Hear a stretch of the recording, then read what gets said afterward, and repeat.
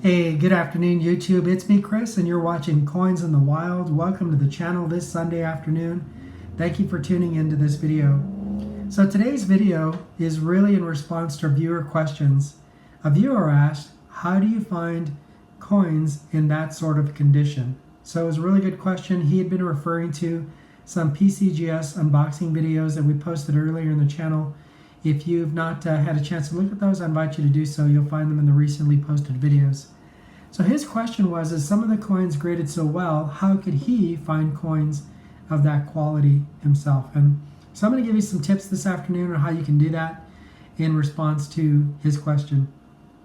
Now, first off, you'll see right in front of me, we have 85 uncirculated US mint sets in front of me, starting in the year 1964, and then going all the way through, I believe, approximately 1980 or 81. So we have a total of 85 US mint sets.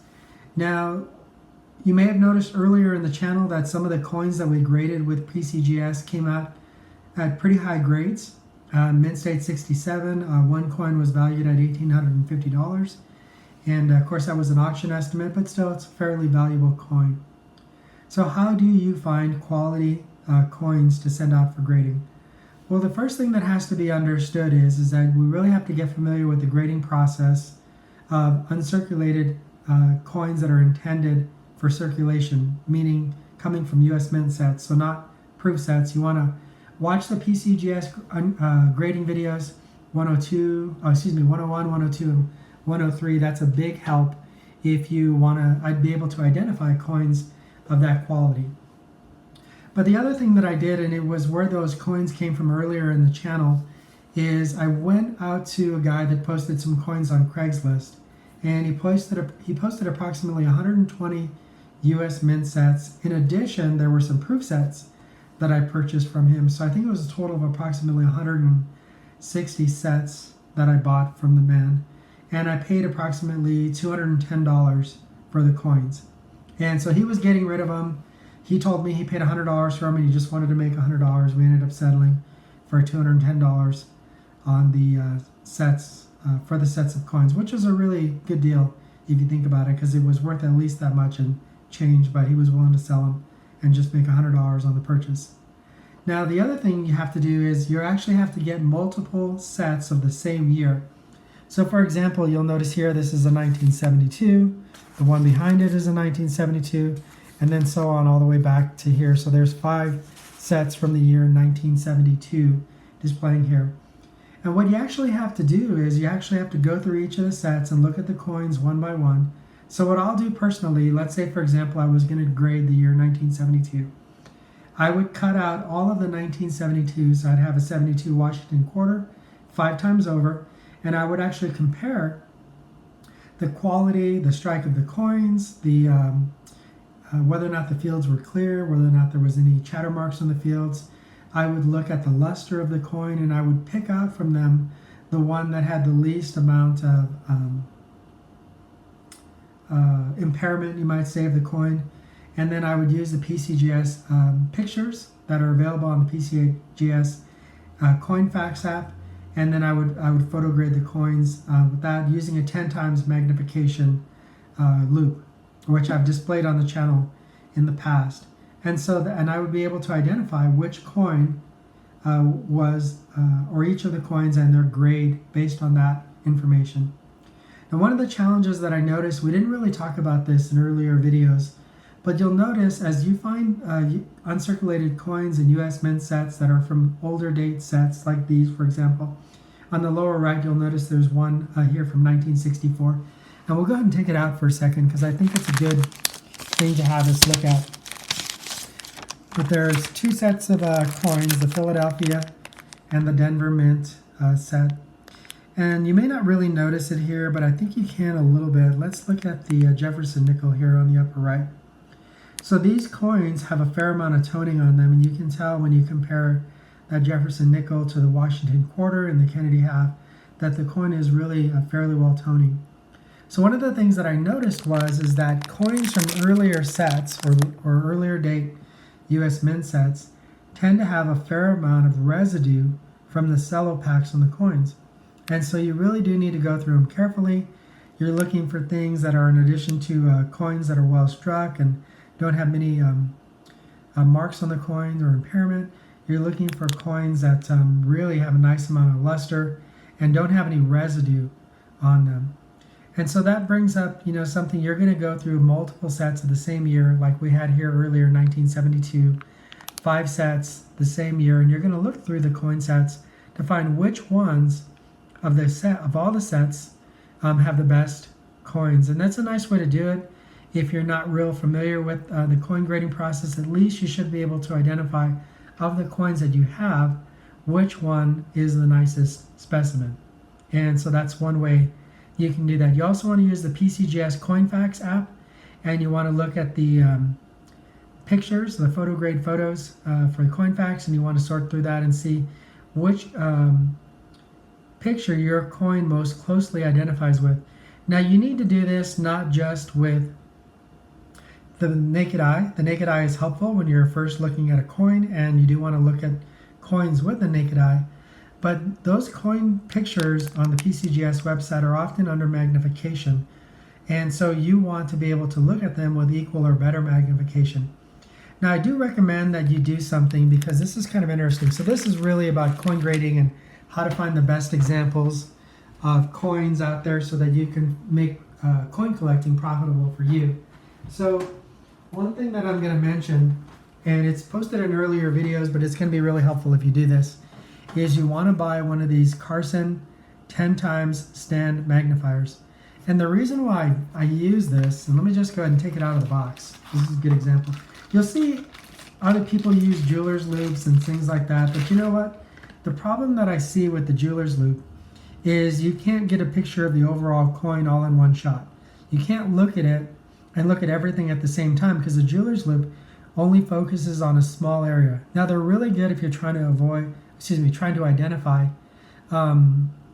maybe key attributes and things like that for a coin, whether or not a coin's been has a DDO or double die reverse or something like that, or you're looking for a mint mark that's been struck twice, like a D over S or an S over D or whatever you might call it.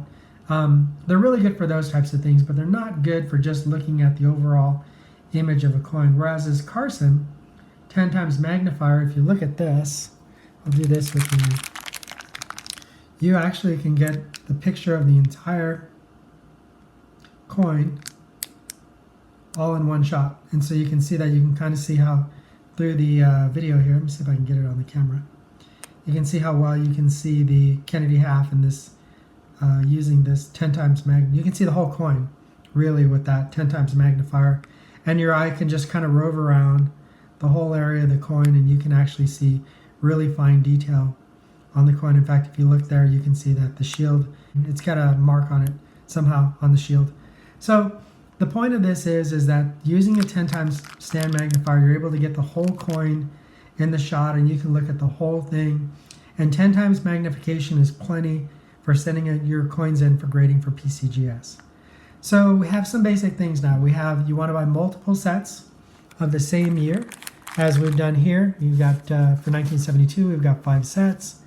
And you want to also use a 10 times loop magnification. Carson loop is really good.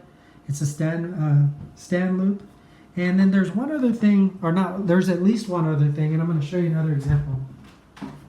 So one of the things that you have to have, and PCGS will tell you this on their grading videos, is you need to have light actually on the coins. You need something that actually gives you a bit of light and can actually help you to see the coin a bit better. Now the nice thing about using a little lighted magnifier is that it gives you an opportunity to see those types of flaws that are not readily visible unless you rotate the coin or put it in certain light, and it gives you just the right amount of light so that you can actually grade the coin properly without overgrading the coin. Because the truth is that once you have it under magnification, there comes a point when you see too many flaws, and so you're only trying to identify coins that look good under 5 times magnification, because that's what PCGS is actually looking for. So you'll find that the 10 times magnifier is plenty to be able to identify quality coins.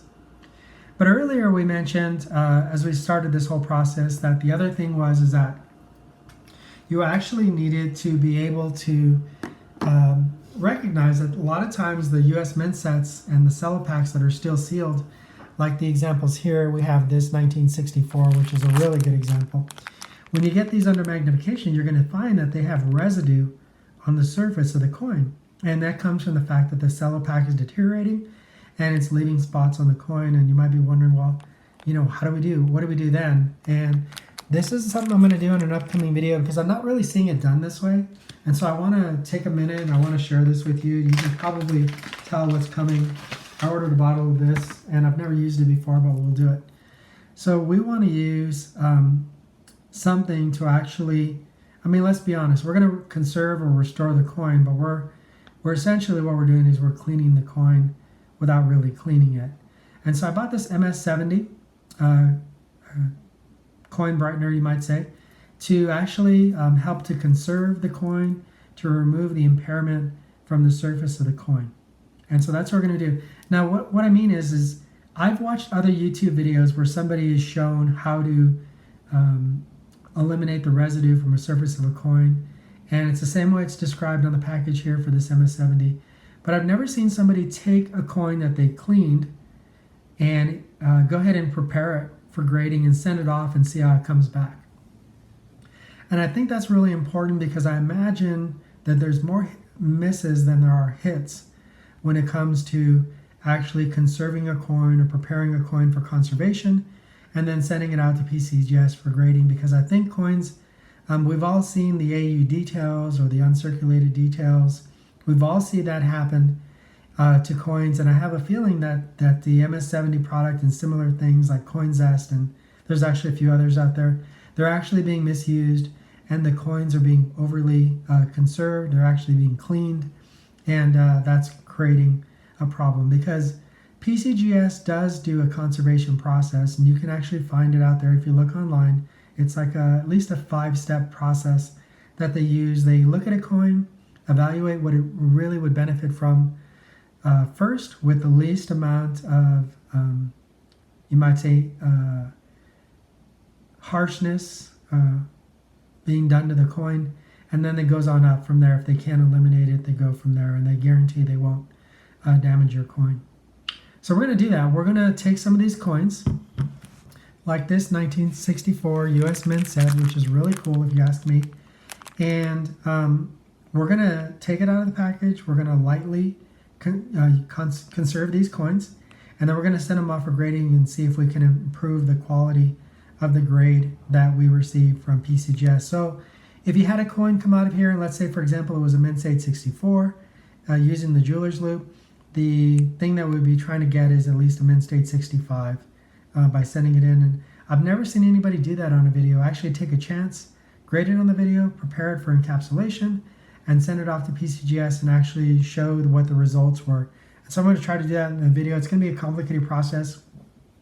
Probably just do, I'll probably find one set that looks really, really rough and right through the cello pack. Like it's got all types of contamination on it, and we're going to try and clean it or conserve it, and we're going to send them all off to Pcgs for grading and see what the results are. So it's me, Chris. You're watching Coins in the Wild. We want to thank our viewer for the question: how do you find quality US Mint coins to send them off for grading? Well, you buy multiple years of the same, multiple sets of the same year, and you look at each coin individually. In fact, you compare them side by side.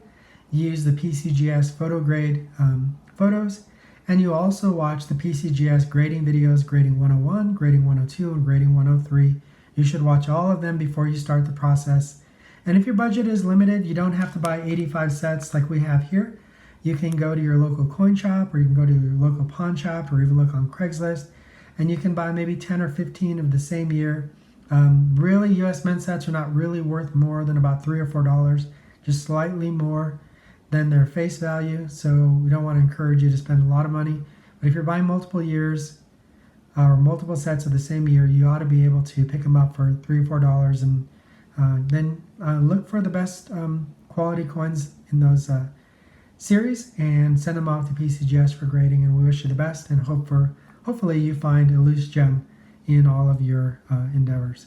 So thanks again for watching YouTube. It's me, Chris. You're watching Coins in the Wild. I want to invite you to keep tuning into the channel. If you're not already subscribed, please subscribe to the channel. Please hit that like button if you like this video. Please hit that bell if you'd like to see more videos from me. So thanks again. Have a great afternoon. We wish you all the best, and we hope you and your loved ones are staying healthy and safe. Bye now.